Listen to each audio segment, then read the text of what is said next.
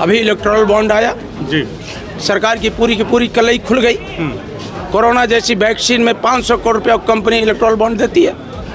तो सोचिए आप, जो लोगों के जीवन से जुड़ा प्रश्न था उस पर भी भारतीय जनता पार्टी ने उस कंपनी से भी चंदा लेने का, जब इस देश का पूरा मीडिया घराना एक व्यक्ति से जुड़ करके जो लोकतंत्र का चौथा स्तंभ है, जिसे सरकार पर अंकुश लगाना चाहिए, जब वो सरकार के साथ मिल करके गलत समाचार परोसने का काम करता है, तो आप सोच सकते हैं देश की स्थिति कितनी भयावह है। जिस तरह से उत्तर प्रदेश के अंदर बेरोजगार नौजवानों के साथ ठगी हो रही है, बेईमानी हो रही है, पेपर लीक करा करके सरकार उनके सपनों का कत्ल कर रही है।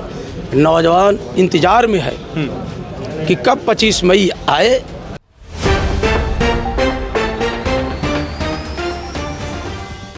हमारे साथ इस वक्त सपा विधायक कतरौलिया से डॉक्टर संग्राम यादव जी हैं और यहाँ पे धर्मेंद्र यादव जी प्रत्याशी बनने के बाद पहली बार आए हैं। कार्यकर्ताओं का मजमा लगा हुआ है, धर्मेंद्र जी अंदर हैं। अब क्या बात हो रही, क्या रणनीति है आजमगढ़ को लेकर के? देखिए, पूरे देश की राजनीति में एक बड़ा बदलाव होने जा रहा है जी। जनता ऊब चुकी है मोदी के शासन से जी। आज लोग शिक्षा, रोजगार, स्वास्थ्य, इसको लेकर के जिस तरह से उत्तर प्रदेश के अंदर बेरोजगार नौजवानों के साथ ठगी हो रही है, बेईमानी हो रही है, पेपर लीक करा करके सरकार उनके सपनों का कत्ल कर रही है। नौजवान इंतजार में है कि कब 25 मई आए। इतना ज़्यादा साइकिल की बटन यहाँ दबेगी यहाँ पर और लालगंज संसदीय क्षेत्र और पूर्वांचल में कि भारतीय जनता पार्टी का कहीं अता पता नहीं चलेगा। कहीं पता नहीं चलेगा? कहीं नहीं चलेगा। आप देखते रहिएगा, दावा हो रहा है 400 पार। पूरा का पूरा हम यहाँ का जिम्मेदारी लेते हैं। हमारे नेता माननीय अखिलेश यादव की प्रति लगातार नौजवानों का, किसानों का, मजदूरों का, व्यापारियों का, मुसलमानों का, समाज के हर दबे कुचले लोग जो संविधान में विश्वास करते हैं, जो देश की एकता में विश्वास करते हैं, जो भाईचारे में विश्वास करते हैं, वो सब ताकतें एक होकर के बहुत मजबूती के साथ समाजवादी पार्टी को जिताने का काम करेंगे। कभी एक ऐसा समय था जब समाजवादी पार्टी के 30 से ज़्यादा सांसद उत्तर प्रदेश से थे, मजबूत स्थिति में थी, तब से वो प्रदर्शन समाजवादी पार्टी दोहरा नहीं पाई है। इसके लिए किसे जिम्मेदार मानते हैं? आखिर कौन सी ऐसी चीज़ें हैं जो आप लोगों से छूट जा रही हैं, कार्यकर्ताओं से नहीं हो पा रही हैं कि वो प्रदर्शन तब से दोहराया नहीं जा सका है? हम माननीय अखिलेश यादव जी के नेतृत्व में अब की बार उस प्रदर्शन को दोहराएंगे।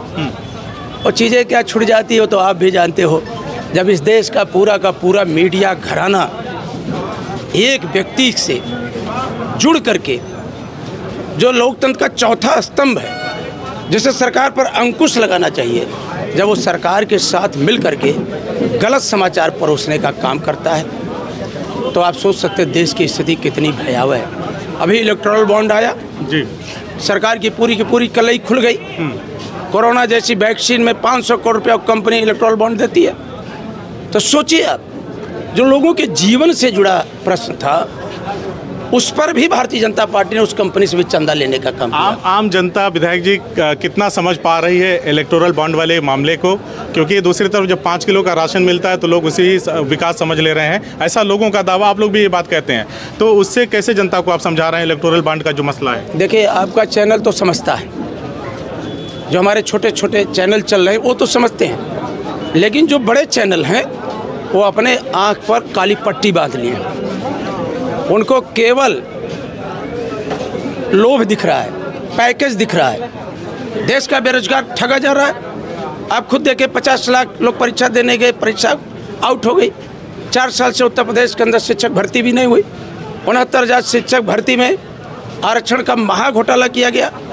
तो जब मीडिया उस सवाल को जनता के बीच आने ही नहीं दे रही है, तो सबसे बड़ा दोषी तो मीडिया, इस देश के मीडिया घराने हैं जो सच्चाई को छिपाने का काम है। कौन नहीं जानता इसमें कब से जहाज उतर रहा है?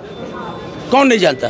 क्या आजमगढ़ के लोग नहीं जानते, मनोरी के लोग नहीं जानते, कंदरापुर के माननीय मुलायम सिंह 14 में उतर आए, अखिलेश जी उतर आए थे, यहीं पर पंडाल लगा था, स्वागत हुआ ITI के मैदान। तो भारतीय जनता पार्टी इतना बकवास करती है, इतना लोगों के आंखों में धूल झोंकने का काम करती है, जिसको लोग अपनी नंगी आंखों से देखे थे। सोच सकते हैं आप, इतना कोई झूठ बोल सकता है कोई राजनीतिक दल? तो हम असल सवाल पे लड़ेंगे। हमारा सपना है कि उत्तर प्रदेश का नौजवान अब ठगी का शिकार ना बने। उत्तर प्रदेश का नौजवान रोजगार के अभाव में आत्महत्या न करे।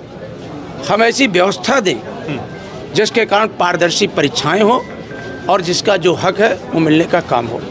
एक सवाल आजमगढ़ सदर लोकसभा को लेकर के सांसद दिनेश लाल यादव निरहुआ हैं, जिन्हें कभी आपकी पार्टी ने सम्मान दिया था। खैर आज वो सांसद हैं बीजेपी के, लगातार अखिलेश यादव पे हमला बोलते हैं, कहते हैं कि उनको डर है कि मैं उन्हें चुनाव में हरा दूंगा, इसलिए धर्मेंद्र जी को भेजा गया है। इस पर आपकी क्या प्रतिक्रिया है? वो चर्चा में आने के लिए सब करते हैं, चर्चा में आने के लिए उनका कोई आधार, और बाकी वो खुद जान रहे हैं, और कुछ बचा खुचा है 2 दिन में लोग जान है। बाकी धर्मेंद्र यादव दरोगा सरोज भारी बहुमत से जीतेंगे। चलिए, तो हमने बातचीत किया, ये अतरौलिया के सपा विधायक डॉक्टर संग्राम यादव हैं, इनसे हमने बातचीत किया और इन्होंने दावा किया है कि इस बार पीडीए करिश्मा करेगा और इस बार अखिलेश यादव, सपा सुप्रीमो, पूरी पार्टी मिलकर के उत्तर प्रदेश में प्रचंड जीत हासिल करेगी और उस पुराने इतिहास को भी दोहराने का काम करेगी जो कभी मुलायम सिंह यादव के समय में बना था। धन्यवाद। CIB इंडिया न्यूज की सभी खबरों को देखने के लिए लाल रंग की बटन को दबाकर चैनल को सब्सक्राइब जरूर करें, घंटी जरूर दबाएं ताकि हमारी सभी खबरों के नोटिफिकेशंस आप तक पहुंचते रहें।